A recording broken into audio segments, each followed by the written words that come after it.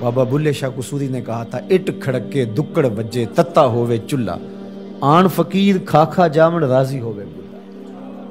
تو آپ کے گھر میں جو کھانا پکتا ہے، ایک آدمی کا زیادہ کھانا پک جائے، کسی مفلوق الحال تک پہنچا دیں عزت نفس کے ساتھ، دعوت کی شکل کے اندر غربا کو اپنے گھروں میں دعوت دیں۔ آج کل یہ فیشن بن گیا عمراء کی دعوت کرنے کا، غربا کی بھی دعوت کریں، عزت سے بٹھائیں، اچھے دسترخوان پہ ان کو کھانا کھلائیں، ان کو تکریم دیں، ان کو عزت دیں، اپنے ارد گرد ماحول میں دیکھیں۔ میں نے یہاں بھی کہا ہوا ہے، پھر کہتا ہوں کہ ہماری ہمسائیگی میں، ہمارے قرب و جوار میں اگر کوئی ضرورت مند ہو تو مرکز اس کے لیے حاضر ہے، یہ اس کا اپنا گھر ہے، تینوں وقت کا کھانا دستیاب ہوگا۔ اور ہم بڑھ رہے ہیں اب اس کام کی طرف کہ ہم ملک کے طول و عرض کے اندر اور پوری دنیا کے اوپر انسانی فلاح کے لیے کام کے حجم کو بڑھائیں گے انشاءاللہ۔ پہلے بھی اللہ کی توفیق سے ہم مختلف جگہوں پہ روہنگیا میں کام کر رہے ہیں، کوک بازار میں کام کر رہے ہیں، اردن میں کام کر رہے ہیں، فلسطین میں کام کر رہے ہیں۔ اللہ نے ہمیں توفیق نصیب فرمائی، ہم گزشتہ 3-4 سالوں سے ارض شام میں، سیریا میں کام کر رہے ہیں۔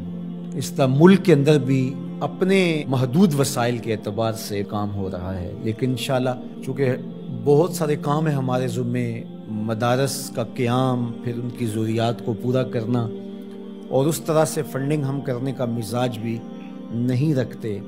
ہمارا خیال ہے کہ اس کو ایک اچھے ڈیسنٹ طریقے سے لوگوں کو ترغیب دے اور لوگ ہمارے ساتھ کھڑے ہوں، تو ہم انشاءاللہ اس حجم کو بڑھائیں گے اور اچھے انداز سے آگے بڑھیں گے۔ میں آپ کو بھی کہوں گا کہ صرف آپ اپنی گلی کو سنبھالیں، آپ اپنے محلے کو سنبھالیں، پورے ملک کو، پوری کائنات کو میں بلکہ کوئی تنظیم، کوئی حکومت بھی نہیں سنبھال سکتی۔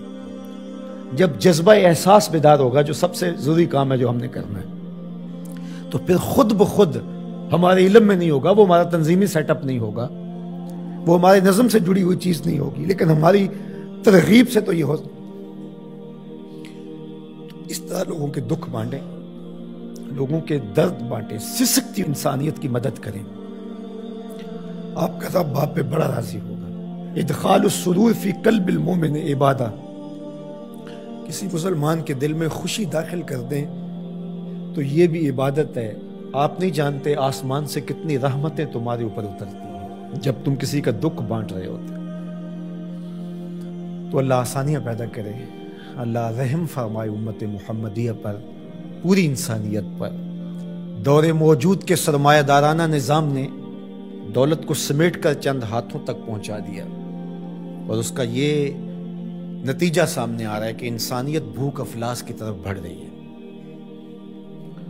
اور کہنے والے کہتے ہیں کہ آنے والے دور کے اندر لوگ نان شبینہ کو بھی ترسیں گے، بہت ساری اموات ہوں گی بھوک کی وجہ سے۔